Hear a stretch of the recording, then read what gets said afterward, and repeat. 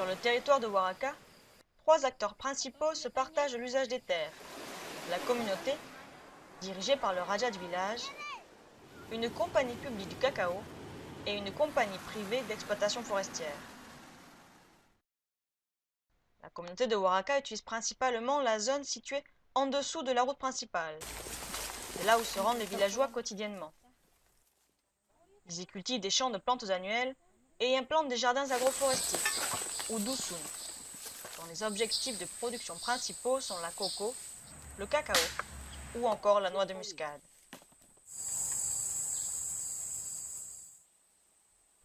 Les paysans y appliquent une culture d'abbati brûlis, et cette zone est ainsi une mosaïque qui regroupe champs agricoles, jardins agroforestiers, terrains en jachère et parcelles forestières en attente d'être ouvertes. En termes de système foncier, la situation dans cette zone est très claire. Un villageois peut par exemple décider de vendre une partie de sa propriété afin de financer l'éducation ou le mariage de l'un de ses enfants.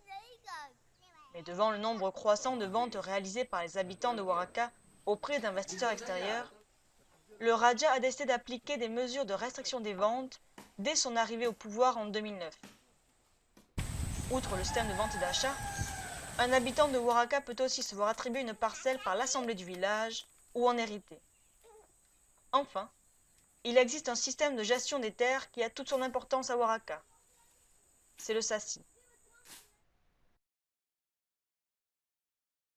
En fait, lorsqu'un paysan décide de déposer un sassi dans son champ ou dans ses plantations, aucune personne n'a le droit de toucher à la production. Une fois que le sassi est ôté, le bénéfice de la production sera donné de façon traditionnelle à la communauté. Ou de plus en plus à l'heure actuelle directement à l'église, puisqu'il y a aussi un sassi de l'église.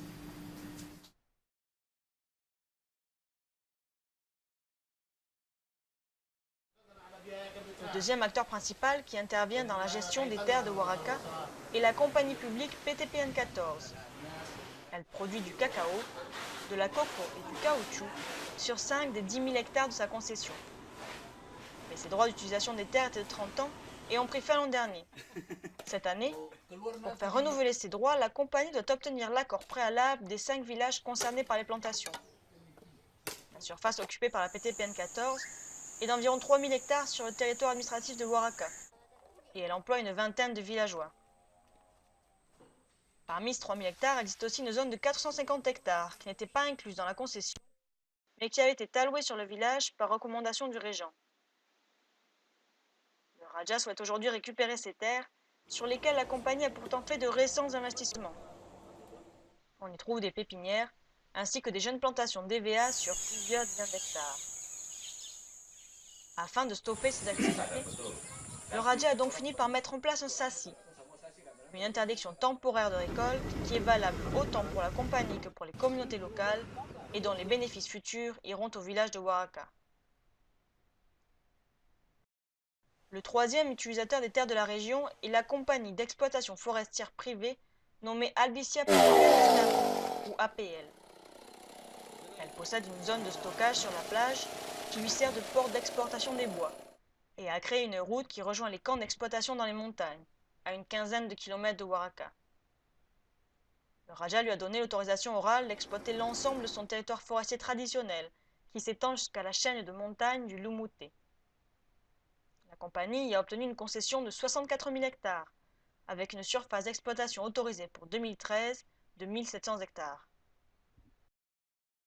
Officiellement, les activités d'exploitation du bois proprement parlé ont commencé en mai de cette année et en août, plus de 3 000 mètres cubes avaient déjà été chargés sur des bateaux.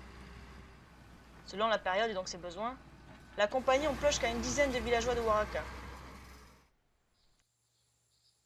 Ainsi, cette année est particulièrement importante en termes d'utilisation des terres dans la région. Le Raja est en discussion quasi permanente avec les entreprises, mais de manière tout à fait différente.